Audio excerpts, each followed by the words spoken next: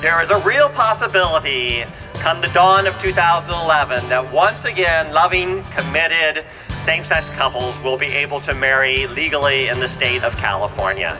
I just want to say real briefly, no one learns more about the issue and the fight of marriage equality and goes the other way. You only learn more and come our way because of the clarity of the discrimination and what it means. And I have never lost this argument when I make a point of Marvin's experience.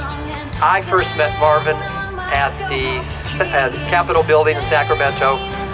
It was a Saturday morning. I think it might have even been February 14th, 2004.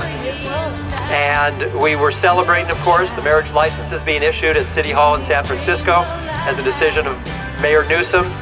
We had just introduced our very first marriage equality bill that Thursday. And I met Marvin and his lifelong partner of 50 years, Bill, and they asked if I would marry them at City Hall, and of course it was my great honor to do so. We set up all of the arrangements at City Hall. We met in San Francisco, and I did officiate such a beautiful marriage ceremony. Imagine standing before two people who have spent 5 decades together and ask if they commit themselves to honor and to cherish, to love and to be truthful and faithful for as long as you both shall live.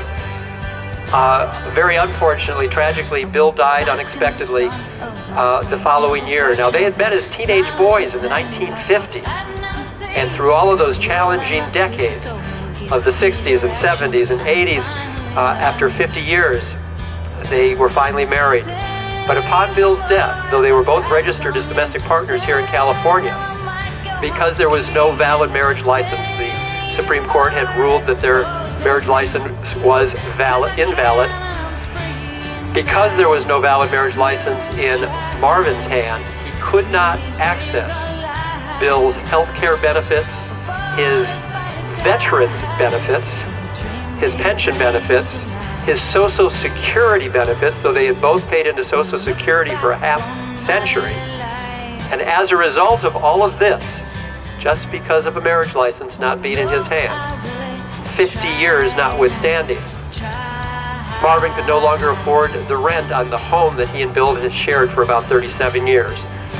And in the midst of grieving the loss of his partner of all of those many decades, Marvin was homeless. And I ask people, is this what we want our public policy making to do, our law making to do, to kick senior citizens to the curb in their hour of need? No one will tell you, yeah, that's what we want to do.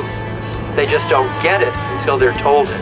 Every single human being, regardless of your race, your ethnicity, your religion, your sexual orientation, your gender identity, your gender, you could actually have the highest recognition for your loving, committed relationship, the highest protection under our laws in California.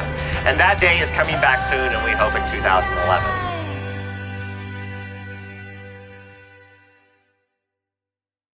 So we're going to lead a really quick chant. We're all going to be chanting "It Gets Better." This is going to go in part of a larger video where we're explaining things are difficult now in high school for isolated LGBT youth, but just tough it out. It's going to get better.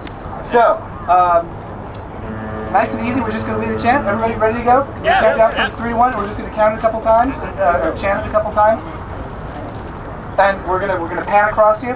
And then once we've got the footage, then we're all just going to give a big cheer and a wave and everything for the kids. So, ready? Here we go. It gets better. It gets better. It gets better. It gets better. It gets better.